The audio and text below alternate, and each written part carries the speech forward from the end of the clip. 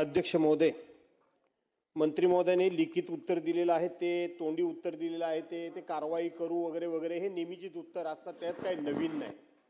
पण मंत्री महोदय, आपल्याला आता मुंबईमध्ये कुठे काय डान्स बार वगैरे आहेत ते माझ्या आयुष्यात कधी मी बघितले नाहीत, परंतु तुम्ही रात्रीच्या वेळेला एकदा पनवेलला जा आणि दिवसाचे एकदा जाऊन बघा.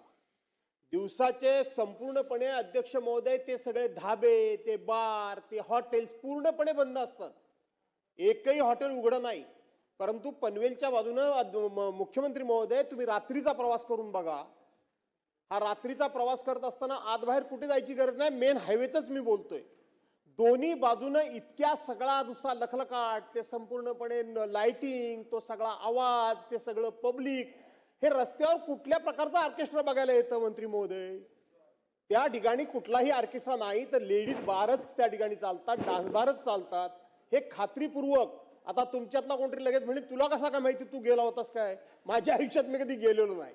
पण दिवसा एकदा जा आणि रात्री एकदा जा, आपल्याला आपोआप फरक जाणवेल. काही वेगळी चौकशी करण्याची गरज नाही.